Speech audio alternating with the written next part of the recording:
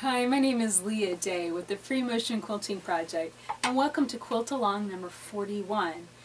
Today we are going to get back to covering big sections of a quilt very quickly, and we're kind of going to do a variation on the Zen break we learned earlier this year. A Zen break, if you remember, we break up the quilt into sections using wiggly lines or whatever lines you like, and then you fill those sections in with different designs. Well, the one issue with the Zen break is the fact that it requires you to stitch all the way across your quilt. It requires you to do some marking. It requires you to do a couple things that are just a little challenging, especially if you've got a really big quilt. So I started thinking about that, and I still like that idea of breaking a big quilt down into small sections and having each one filled with a different design.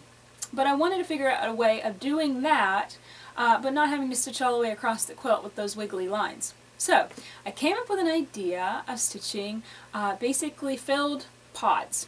And you start with a cluster of a design, surround it with echo quilting, then stitch another cluster of a design. So let's get on the machine and see how this works in free motion. So let's get started learning how to break up our quilt with pods. Basically, I've gotten started by stitching a small section of paisley, and this can go anywhere in your quilt. I've put this kind of on the edge, about 2 blocks from the corner, but this could go right in the center of your quilt, and you could work from the center and radiate out. You could work it from the edge. It really honestly doesn't matter where you put this. It's just going to be a fun way to quilt your quilts, fill a section, or fill the whole thing. So first start with just a simple cluster of a design. This can be stippling, paisley, any of the designs that we've learned so far this year will work fine. The edge-to-edge designs, you might have to make yourself a box or something to put those in, so that way you have something to work off of when it comes to travel stitching on those edges. But really, paisley, stippling, all of those pivoting and all of those independent designs will work really well for this. So once you form your cluster, and don't worry about it being any particular size and shape, just basically stitch until you're bored, okay? Once you fill your cluster, now it's time to build it up a little bit with some lines of echo quilting and then form the next pod. So let's get started. I'm just right here, and I'm just going to branch out and come around with echoes.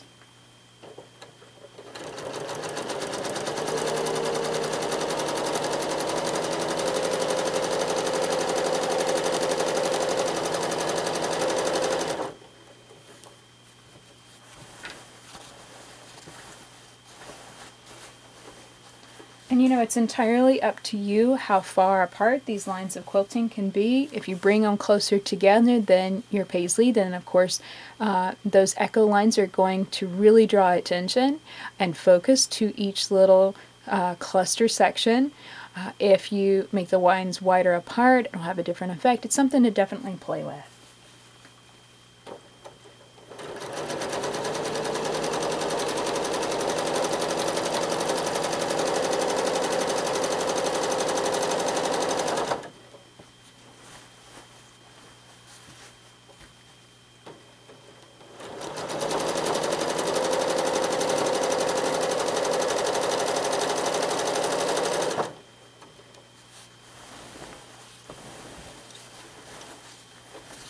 With this particular version, you're going to do a lot less rotating. You're just going to kind of be pivoting around this central shape, and it's going to be a lot less fiddling with the quilt than the flower power design that we learned last week. So for that reason, it's going to be a lot quicker.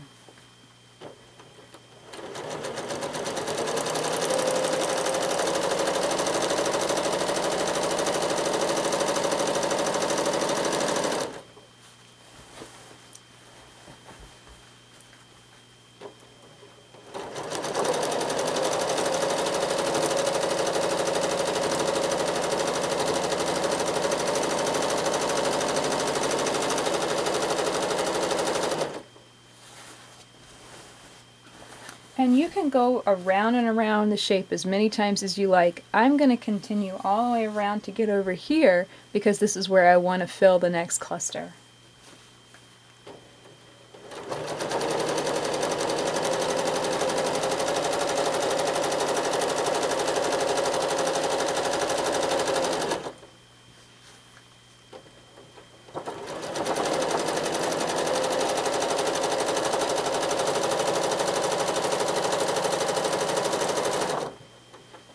And one thing to keep in mind is to definitely work in a clockwise fashion, going around the quilt that way. That way, as you're rotating it around, you'll have less and less quilt within the machine. If you go counterclockwise, for some reason it will work out the opposite.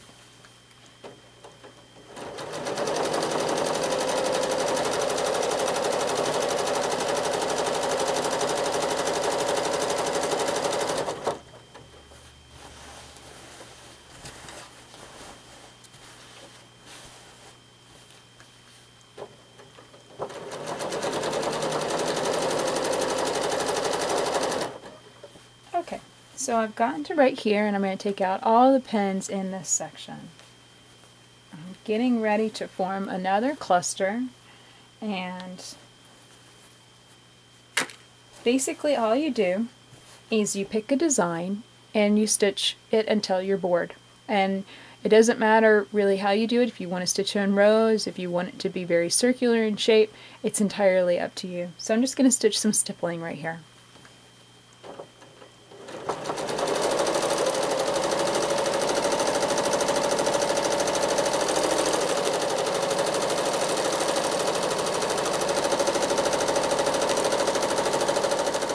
That's about as much stippling as I want to do.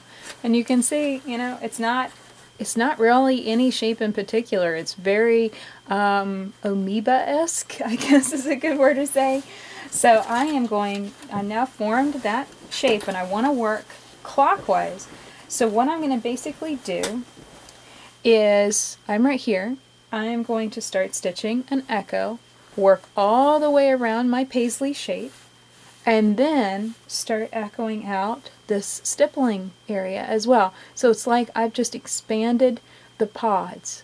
And it's almost like if you're talking about cellular division, the cells have just split and they're still wrapped around with these lines of echoing. So let me show you how that's going to work.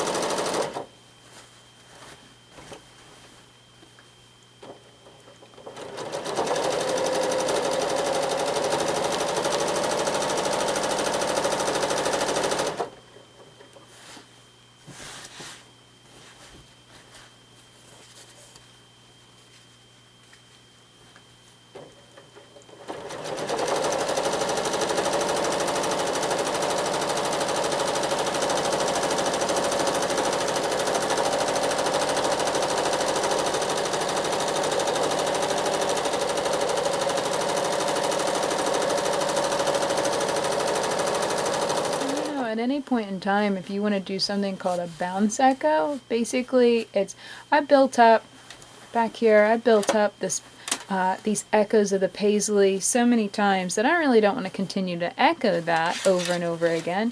Instead, I want to build up some echoes around the stippling area, and I especially want to build up this area between that echo and this block which has already been filled. So basically, I'm right here, I can just simply change direction, swing down and around, and go back and forth, just like that, over and over, till I built up that area as much as I wanted to. You know, you don't have to continuously swing around in a clockwise direction. You can simply come to a point and then turn around and go the other way. Think of it like a U-turn. Basically, that's what I'm going to do.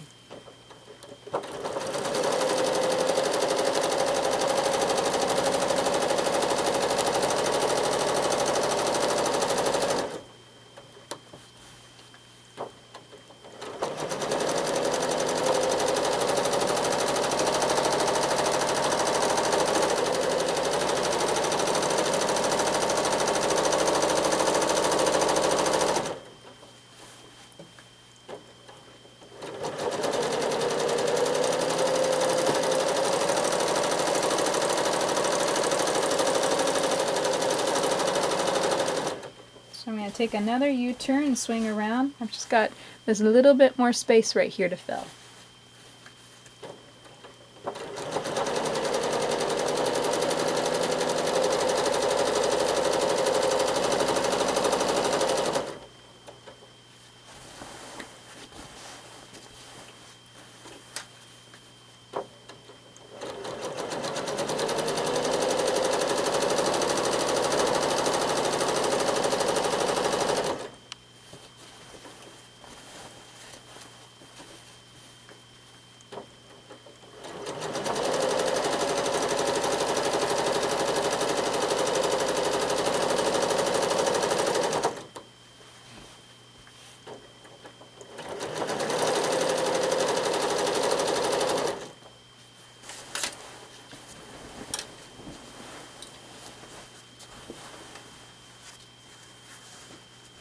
Okay, so there you go. Basically, to continue this design, all you have to do is just simply wiggle off and form another cluster of another design and surround it with these rows of echoing. If you want to, you can surround all of the different pods you stitched, or just a single one, taking U-turns to get you to swing back around whenever you want to within the design. Enjoy playing with this way of breaking up your quilt and filling it on your home sewing machine this week. So that's it for this tutorial. I really hope that you'll give these filled pods a try on your quilt. It will knock out a lot of space very quickly. You can fill each area with whatever design that you like, whatever designs feel most natural for you. So it's going to move and fill your quilt very quickly, and you're not going to have to do any major stitching across large areas. You can just fill a small cluster at a time, working your way from the center to the outside edges until the entire quilt is filled. Of course, if you have any questions about free motion quilting or specifically about this method for covering your quilt, definitely ask them on the Free Motion Quilting Project. This is a blog project dedicated to free motion quilting, and we have a quilt-along going on, so you can post photos and share your how you'd use this design. You can ask any questions that you have, and you can check out what other people are doing with these designs as well. So check out all of that at freemotionproject.com.